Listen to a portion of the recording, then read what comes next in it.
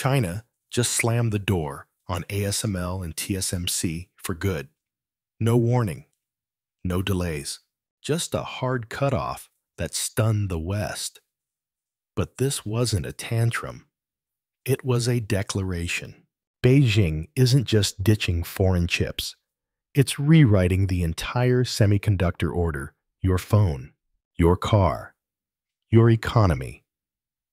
All of it is now tangled in China's silicon uprising. But why would China kill the very companies it once depended on? And did Washington just force the one move it never saw coming? Stick around? Because what's brewing next could rewrite the rules of global power. On January 18th, 2025, Beijing halted all future purchases in technical cooperation with ASML and TSMC just 72 hours after the Dutch government canceled licenses for ASML's DUV exports to China. This wasn't a retaliatory tweet. It was a systemic shutdown. China imported $6 billion worth of lithography systems from ASML in 2023 alone, according to Chinese customs data. But when the Netherlands revoked service support for previously shipped machines under U.S. pressure, effectively bricking $15 billion in Chinese chip infrastructure, Beijing concluded that relying on foreign suppliers was no longer a risk. It was a liability. According to tech strategist Dan Wang at Gavakal Dragonomics, this move isn't sudden. China has been waiting for the moment.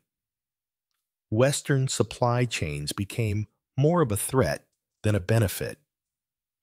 But cutting ASML and TSMC doesn't just burn a bridge.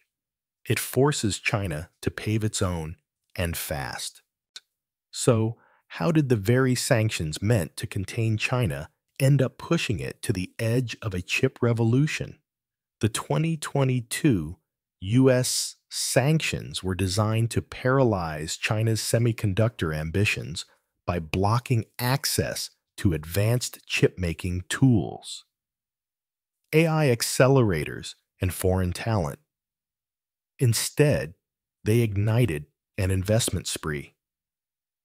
Between 2022 and 2024, China funneled over $75 billion into its domestic chip sector through state-backed funds, according to Bloomberg and NF. Imports of semiconductor manufacturing equipment surged 33.8% year over year in 2024, despite export bans. The goal wasn't immediate self-sufficiency. It was rapid insulation sanctions, accelerated a 10-year plan into a 3-year sprint, says Paul Triolo, head of tech policy at Albright Stonebridge Group. China also fast-tracked over 50,000 engineers into its chip ecosystem. Many recruited from ex-Huawei and ex-Xinhua Unigroup Labs. The result? A fragmented but fast-adapting chip sector that's now closing the gap, not in a decade, but potentially by 2026. But how do you build the future when you're banned from the present's best tools? ASML's EUV machines are $200 million, marvels that use light, 5 nanometers wide, to etch impossibly small circuits. China can't legally import them, and likely won't for years, so it's doing the unthinkable, skipping them. In March 2025, Shenzhen-based SciCarrier claimed its new lithography tools can support sub-7 nanometer manufacturing using a proprietary DUV-based process. Independent validation is still underway. But Huawei's September 2023 Mate 60 Pro already shocked analysts by running a 7-nanometer chip made entirely with pre-banned tools. According to Tech Insights, says MIC, achieved this by deploying triple patterning DUV processes once thought unscalable. They're brute-forcing Moore's law. Says Dylan Patel of Semi-Analysis, it's inefficient, power-hungry, and expensive. But it works. China may not need EUV to get to 5 nanometers and the 3 nanometer barrier. Let's just say, Huawei's Kirin Lab hasn't gone quiet. But adapting old tools isn't enough. You still need someone bold enough to push them to the edge. When Huawei's Mate 60 Pro dropped in August 2023, it wasn't the phone that made headlines. It was the chip inside a 7-nanometer Kirin 9000s made by SMIC with zero foreign support. The teardown confirmed that SMIC used FinFET architecture and a DUV-only process to make what many assumed was impossible. Huawei followed with a December 2024 prototype powered by a 5-nanometer class chip, reportedly using quad patterning and proprietary AI-assisted yield tuning. SMIC hasn't commented officially, but sources speaking to Nikkei Asia said they were producing experimental runs of near 3-nanometer class chips by early 2025. It's not scalable yet. Defect rates are high and yields are low, but it proves that with enough capital, software, and pressure, China can squeeze old tools into doing new tricks. And when your tech ecosystem is under siege, breakthroughs don't come from comfort. They come from desperation. But what happens when desperation becomes doctrine? So what does China gain by slamming the door on Western chip giants? Short-term loss, long-term dominance by freezing out ASML and TSMC. Beijing is betting that the pain of immediate isolation is outweighed by the freedom of future sovereignty. In 2023, over 85% of China's high-performance chips were imported or manufactured externally. But by late 2024, that figure dropped below 60%. According to data from the China Semiconductor Industry Association, cutting off ASML eliminates repair dependency. Cutting off TSMC removes vulnerability to geopolitical pressure. More importantly, it signals to domestic firms no more crutches. The message from Beijing is clear. Says George Yeo, former Singapore foreign minister and current chip strategist, if the West turns off the lights, we'll build our own electricity. In doing so, China gains full control over its military systems. AI infrastructure and industrial upgrades without backdoors, delays, or diplomatic strings. But can an ecosystem built under pressure actually compete in a global market? If this were a poker game, China just called the West's bluff with a straight flush made from recycled scrap. In 2020, China couldn't make a 14-nanometer chip without importing core IP. By the first quarter of 2025, it had already produced over 3 million 7-nanometer class chips, some found inside Huawei's Mate 60 Pro, using repurposed DUV machines and AI-enhanced lithography. According to Tech Insights, what began as damage control became disruption. SMIC's domestic market share jumped from 5% in 2020 to 19.3% in 2024, according to Bloomberg NEF. And that's not just survival, it's strategy. As China builds its own vertically integrated ecosystem, global suppliers are feeling the recoil. Dutch ASML saw its China-bound revenues drop 27% year-on-year in the fourth quarter of 2024. The tech economy isn't shifting. It's being reprogrammed. But if China's rewriting the code, who's getting a race next? We're not heading into a tech Cold War. We're already 3 acts in. In December 2024, Washington blocked Nvidia from shipping its latest AI chip, the H20, to any entity linked to China's military-civil fusion policy. Beijing answered by suspending exports of graphite and gallium.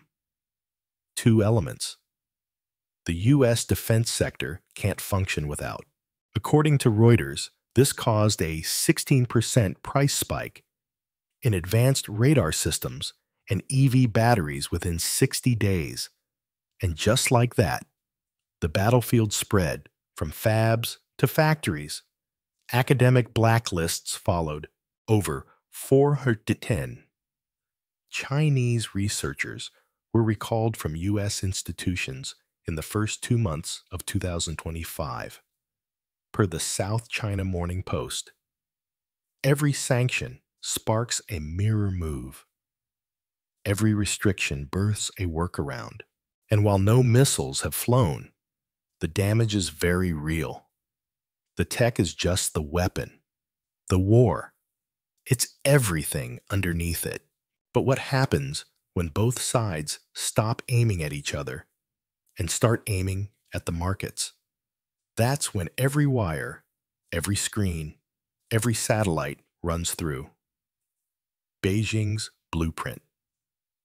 By late 2024, China had filed over 21,000 semiconductor patents, a 34% increase year on year, according to the China National IP Administration. This is volume and it's vertical control. Huawei designs, SMC fabricates, Changshin Memory seals the deal. And if China hits its 70% self-sufficiency goal by 2020, a target reaffirmed in Premier Li Chang's National People's Congress speech in March, U.S. firms could find themselves locked out of a $1 to $2 trillion global market unless they play by China's tech stack. Think of it like Android and iOS. Except one controls drone satellites and 5G grids across Asia, Africa, and Latin America.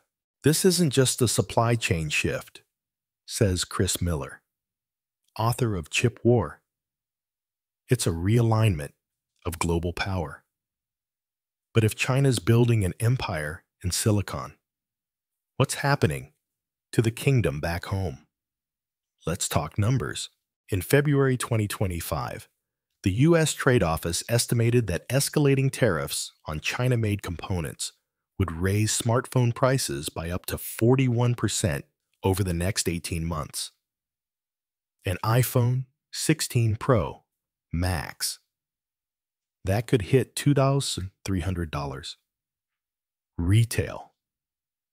If Apple's Chinese parts pipeline dries up, according to Barclay's supply chain analysis, now zoom in, because your smart thermostat, your EV, your smartwatch, all of it relies on chips touched by either side of this war. And privacy. That's not a theoretical debate anymore. U.S. manufactured chips are beholden to the Cloud Act. Chinese-made alternatives feed into Beijing's cybersecurity law. Where your data goes depends entirely on where your device was built. Consumers won't just choose brands, says Alex Capri of the Henrik Foundation. They'll choose surveillance systems. And if you're thinking, well, I'll just avoid the conflict entirely, good luck. Because by 2026, 87% of connected devices globally will use components sourced from either U.S.